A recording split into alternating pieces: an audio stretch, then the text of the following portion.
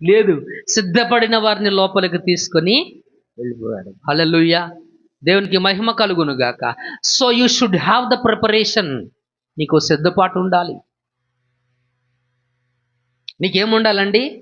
సిద్ధపాటు ఉండాలి. సిద్ధపడ్డారు వాళ్ళు, ఎదురు చూశారు, ఎదురు చూడడంలో సిద్ధపడ్డారు. ఈ ఎదురు చూసేటువంటి క్రమంలో ఒరిమి చాలా అవసరం. ఏమవసరం అండి? ఒరిమి, ఓర్పు చాలా అవసరం. గంటన్నర దాకా ఎదురు చూసామా లేదా? గంటన్నర సేపు ఓపిక పట్టామా లేదా? అవునా కదా? వస్తాడని ఆయన చూస్తామని, షేక్ హ్యాండ్ ఇస్తామని, ప్రేమతో మాట్లాడతామని, ఆయన మాతో ప్రేమతో మాట్లాడతామని ఎదురు చూసామా లేదా? చూసాం. ఓపిక పట్టామా లేదా?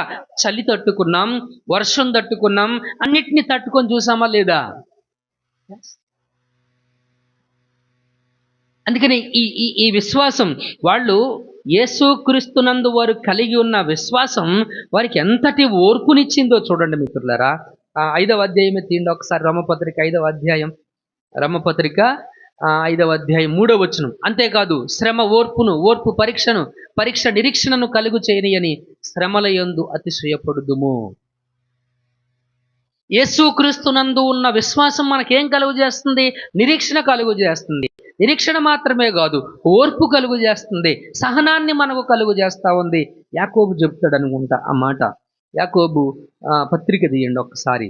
యాకోబు రాసినటువంటి పత్రిక 2వ వచనం. నా సహోదరులారా, మీ విశ్వాసమునకు కలుగు పరీక్ష ఓర్పు పుట్టించునని ఎరిగి. ఏం పుట్టిస్తుందంట? విశ్వాసం ఏం చేస్తుందంట? ఓర్పు. ఇప్పుడు ఈ 10 మంది కన్యకలు విశ్వాసము ద్వారా వారి ఆత్మలను సంపాదించుకుని పెండ్లి కుమారుడు కొరకు ఓర్పుతో ఎదురు చూస్తూ ఎదుర్కోవడానికి వెళ్ళారు. అక్కడ చెప్పాడు 25వ అధ్యాయము మత్తయి సువార్తలో 5వ వచనంలో ఏం చెప్పాడంటే, పెండ్లి కుమారుడు ఆలస్యం చెయ్యగా. పెండ్లి కుమారుడు ఏం చేశాడంట? ఆలస్యం చేశాడు.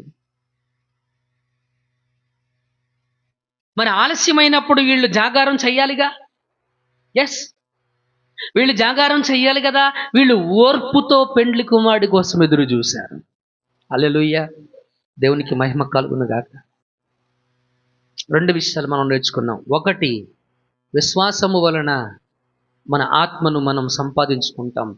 10 మంది కన్యకలు ఆత్మను సంపాదించుకున్నారు. 10 మంది కన్యకలు ఓర్పుతో పెండ్లి కుమారుడి కోసం నిరీక్షణ కలిగి ఉన్నారు. చదువుదాం.